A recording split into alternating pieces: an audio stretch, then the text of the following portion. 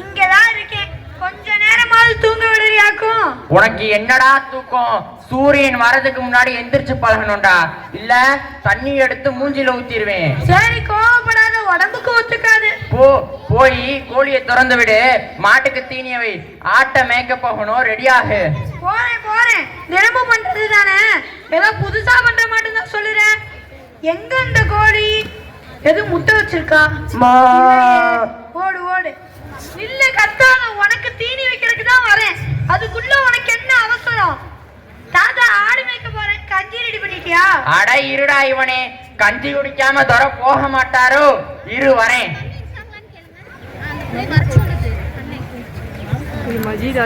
வெங்கட் ஆடு மேய்த்து கொண்டிருக்கும் போது, தம்பி சொல்லுங்கய்யா, உங்க தோட்டத்துக்கு ஆடு வந்துருச்சா?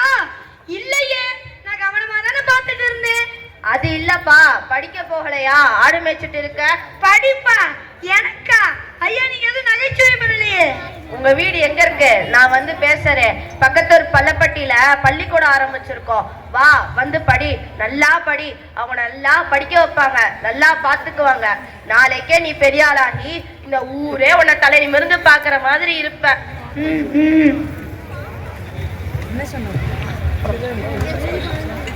வெங்கட் வீட்டில். ஐயா, வீட்டுல யாரு? ஐயா நீங்க? நான் பக்கத்தூர் பள்ளப்பட்டியில இருக்கேன். என்ன எல்லாரும் மதிதி ஹாஜியார்னு கூப்பிடுவாங்க. ஐயா, அது நீங்க தானா? உங்களை பத்தி ஊருக்குள்ள எல்லாரும் பேசுவாங்க, இப்பதான் நேருல பாக்குறேன். பள்ளப்பட்டியில பள்ளிக்கூடம் ஆரம்பிச்சிருக்கோம், உங்க பேரனை படிக்க அனுப்புங்க. அது வந்துங்க, அவன் இருந்தா வீட்டுக்கு கொஞ்சம் உதவியா இருக்கும். அவன் படிச்சு பெரிய ஆளானா இந்த நாட்டுக்கே உதவியா இருப்பான். அது இல்லைங்க. நீங்க ஒன்னும் பேச வேணாம், உங்க பேரு படிச்சு பெரிய ஆளாருக்கு நான் பொறுப்பு. சரி, இவ்வளவு சொல்றீங்க, நல்லது எது கெட்டது எதுன்னு உங்களுக்கு தெரியும். என் பேரனை நான் படிக்க அனுப்புறேன் ஐயா. சரிங்க ஐயா, உங்க பேரன் பாருங்க, படிச்சு பெரிய ஆளா வருவான். சில வருடங்கள் கழித்து நம்ம ஸ்கூல் ஆண்டு விழாவிற்கு வருகை தந்துள்ள அனைவருக்கும் நன்றியை தெரிவித்துக் கொள்கிறோம். மேலும் வருக வருக என்று அன்புடன் வரவேற்கிறோம். இவ்விழாவின் சிறப்பு விருந்தினர் தொழிலதிபர் ஐயா வெங்கட் அவர்களை பேச வருமாறு அன்புடன் அழைக்கிறோம். உங்கள் அனைவருக்கும் எனது இனிய காலை வணக்கம். முதலில் இங்கு நான் மாணவனாக இருந்தேன், பிறகு தொழிலதிபராக மாறினேன். ஆடு மேய்த்துக் கொண்டு துள்ளி திரிந்த நான் ஐயா மதிராஜி அவர்களின் விழிகளில் பட்டதனால் இன்று வழிமாறினேன். மண்ணோடு மண்ணாக இருந்த என்னை மண்ணின் மைந்தனாக மாற்றினார்கள். அதற்கு காரணம் இந்த ஊர் மக்கள் தான். முகவரியே இல்லாத எனக்கு நான் தான் இந்த ஊரின் முகவர் என்று மாறினேன். அதற்கெல்லாம் காரணம் ஐயா மதிராஜியார் அவர்கள் தான். இன்று இங்கே நான், நாளை நீங்களும் இங்கே, வரும் தலைமுறையினர் அனைவரும் இப்படி முன்னேறி வர இப்பள்ளி உலகம் அழியும் நாள் வரும் வரை நிலைத்து நிற்கும் என்பதில் எந்தவித சந்தேகமும் இல்லை. ஆடு மேய்த்துக் கொண்டிருந்த என்னை அரியணையில் அமர வைத்த பெருமை அவர்களே சேரும். ஐயா மஜீத் ஆஜியார் அவர்களுக்கும் இவ்வூரிற்கும் இப்பள்ளிக்கும் என்றும் நன்றிகளுடன் இருப்பேன் என்று உறுதியேற்கிறேன். நன்றாக படியுங்கள், சிந்தித்து பாருங்கள், முன்னேறுங்கள். நன்றி. அடுத்த வரலாற்று நிகழ்வு.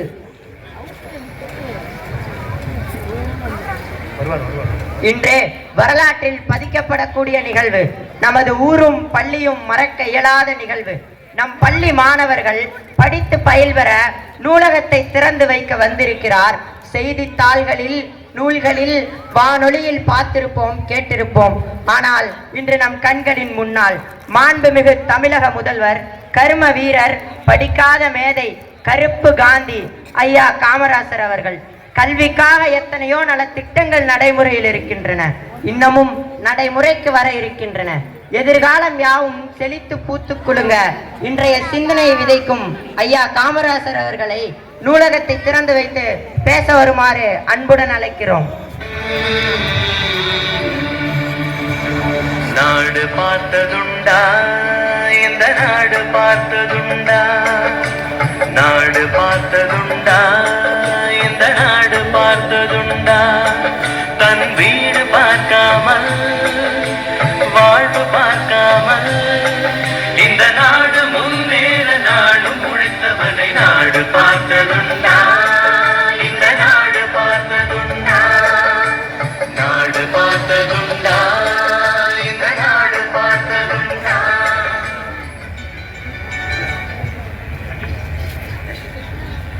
வணக்கம்ண்ணே. எனக்கு எதுக்கு இவ்வளவு பாட்டு படிக்கிறீங்கன்னு? முன்னேறி போங்கண்ணே. நான் இங்க இருக்கு பள்ளிக்கூடம் காட்டினா மட்டும் போதுமாண்ணே? படிக்க வேணாமாண்ணே? நான் இங்க இருக்கு போய் பாருங்க சொல்றேன்னே. அவ்வளவுதானே. மற்றபடி நினைச்சு முன்னேறி போதா மாணவர்கள் தானே. மற்ற நாடுகள்லாம் எவ்வளவு முன்னேறி போயிட்டு இருக்காங்கண்ணே.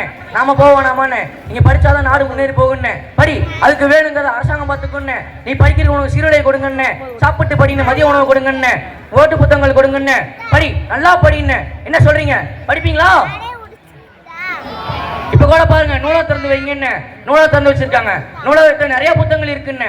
எல்லா புத்தகங்களையும் கொஞ்சம் கொஞ்சமா படிங்கன்னு. புத்தகங்களை படித்த வழிமாறி போக மாட்டான்னு. இந்த ஊர்ல எவ்வளவு பெரிய பள்ளிக்கூடமா, ரொம்ப சந்தோஷமா இருக்குன்னு.